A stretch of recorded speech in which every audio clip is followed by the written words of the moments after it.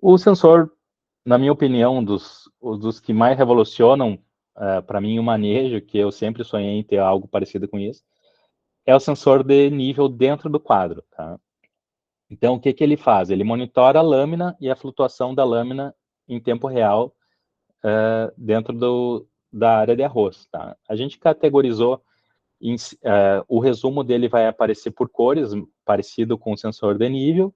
A gente classificou em seco, baixo, ideal e alto e excessivo. Isso aí é personalizável, vocês vão ver depois. E esses alertas automáticos de nível, a gente está configurando para receber por mensagem qualquer coisa que queiram que seja ativo pelo nosso sistema, certo? E depois a gente quer, daí de novo, falando de pós-safra, né, fazer uma análise de eficiência da irrigação desse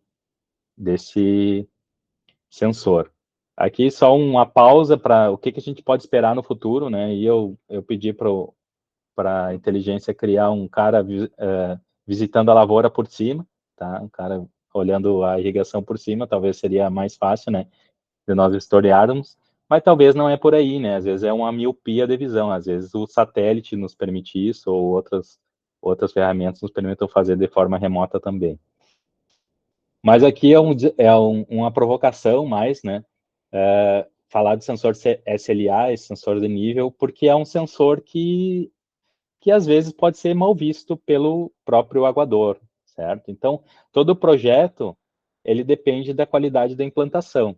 Se a gente não passar isso como uma ferramenta que venha beneficiar tanto a qualidade do trabalho dos bons aguadores, quanto a talvez remunerar eles por essa melhor qualidade, a gente talvez tenha algum insucesso, né? Então, aqui é um desafio para nós pensarmos no futuro, que tipo de colaborador a gente está querendo manter, né? Então, um dos preceitos da gestão de recursos humanos é buscar, reter e motivar pessoas, certo? Então, que tipo de perfil a gente está tendo? Tá? Eu falo por vocês também, já tive experiências com esses perfis ainda tenho, e a gente briga com isso, certo? Então, a gente tem esse aguador cansado aí com a cara de assassino, embora ele seja experiente, já está na casa dos 50, 60, já está meio sem motivação, sem perspectiva de vida, meio depressivo, assim. Então, é uma pessoa que já tem uma dificuldade muito grande de aceitar algumas inovações. Ele quer bater com aquela taipa, com raiva na leiva dele e ninguém incomoda, tá? E daí eu dei um exemplo simplório aqui da Padeconch. Teve um evento aí com o pessoal de recursos humanos que, que fizeram implantação com a pá de concha no lugar da pá de corte algumas regiões aí, que algumas regiões é bem usual já. Mas na nossa aqui só existia essa pá de corte. E o pessoal mais conservador não quis saber. E daí o pessoal mais novo, não, me dá aqui isso aqui que vamos usar. E o pessoal mais inovador viu que rendia quase 3 vezes mais em certos tipos de situação que a pá de corte. E adotou aquilo e não troca por nada. E tem gente que talvez por ser conservador ou teimoso mesmo vai continuar na pá de concha. Então, aqui é um desafio também, fiz um design de um rapaz mais moderno, né, um aguador reinventado, chamei assim na apresentação, que é o cara que vai buscar na profissão, né, um caminho para sustentar sua família. Então, ele quer melhorar, quer se desenvolver nisso. Até essa semana eu tive um vídeo de um produtor, dentro de um funcionário de um produtor aí, falando exatamente sobre isso, que ele comprava as coisas dele porque ele estava ali com a pá na mão e feliz, né, com a empresa que ele estava trabalhando. Eu achei bem bacana isso aí. Então é isso. Então, esse aguador reinventado, ele viu que embora a função é desgastante, é por um prazo relativamente curto e também tem como melhorar, né? Então tem como melhorar algumas coisas para ter uma melhor condição. Então ele já se empenha para ser mais um agente de sucesso ali, de querer melhorar canais, querer melhorar entradas de água, querer melhorar outras estruturas na própria suavização, que ele já comenta bastante, nós trabalhamos com isso. Ele já se empolga, quer fazer, que ele vê benefícios Então, é isso, a gente tem que tentar cada vez mais buscar esse tipo de pessoa, né, que busque isso aí, e a gente se perguntar, que condição estamos dando para reter esse tipo de pessoal, certo? Então, uma coisa é contratar, outra coisa é reter, é motivar e reter. Então, a gente tem que dar condições, tem que dar projetos para eles, né, se engajarem e verem que a gente está indo em busca da qualidade de vida dele também, da atividade dele não ser tão sacrificante, que também nós vamos colher frutos, né? Vamos ser bem francos. Aqui um pouco, retomar as fisiologias lá da, da agronomia, mas assim, só isso aqui eu vou passar bem rápido para não perder muito tempo. Mas é só para discutir que o arroz, desde as minhas aulas com o professor Enio lá, a gente sabia que a lâmina de água não precisava ser igual de início ao fim, certo? Sabendo disso, a gente tem como ver o nosso gráfico de lâmina de água mais ou menos assim, tá? Isso é um gráfico, exemplo aí de um sensor que foi de um arroz mais dutário, onde a gente pode notar, hipoteticamente, essa situação aqui, tá? Que onde no início da irrigação a gente teve uma lâmina exagerada, então ali está uma tensão possível danos aos perfilhos.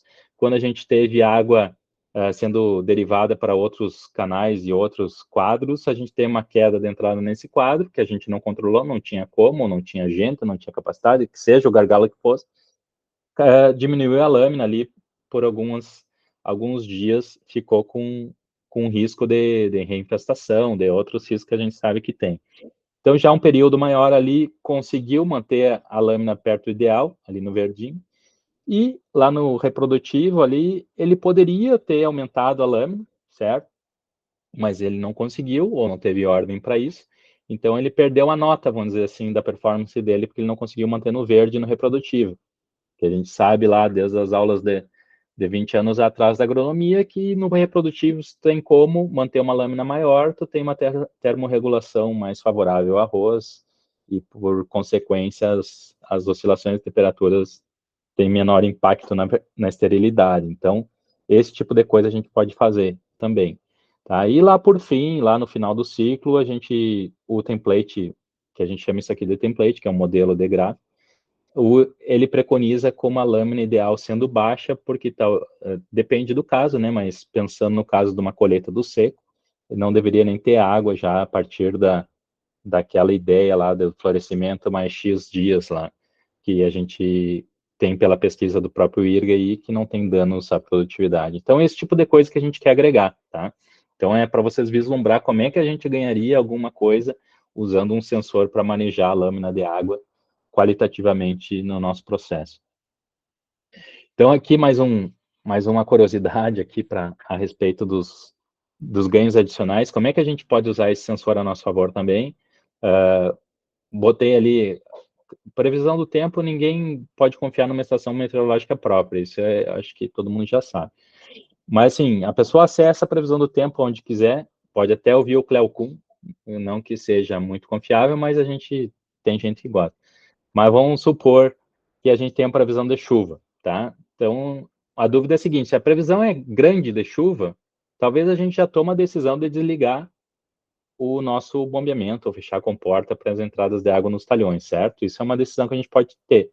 E com os sensores a gente consegue monitorar essa água dentro dos quadros, o quão rápido ela baixa, né?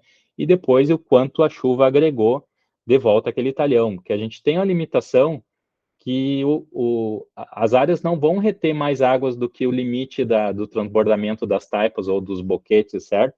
Então a gente tem que deixar, para aproveitar aquela água, a gente tem que deixar a água baixar até o momento da chuva, certo? Então a gente pode manejar através de sensores isso aí. Então se tu tem uma chuva e a previsão não é de alta intensidade, tu vai talvez especular ou vai desligar o bombeamento mais em cima da hora, talvez isso. Cada um vai ter um caso diferente. Mas vamos dizer assim, se a precipitação não ocorreu, então continua monitorando. Se a precipitação ocorreu de baixa, moderada intensidade, a gente tem algumas perguntas também.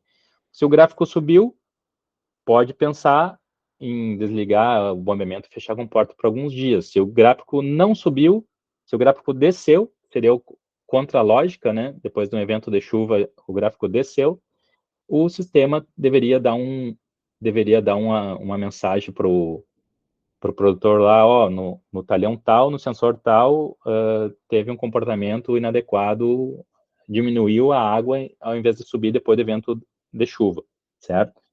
Então, possível arrombamento de taipas. Isso são tomadas de decisões, isso é um fluxograma meio bagunçado que eu fiz, para explicar como é que a gente pode tomar decisões, certo? Claro, o sistema só vai tomar essa decisão de mandar uma mensagem de arrumamento se tu tiver um pluviômetro que esteja vinculado, ou uma estação que esteja vinculada ao teu talhão, certo? Isso aí a gente vai fazer dessa maneira.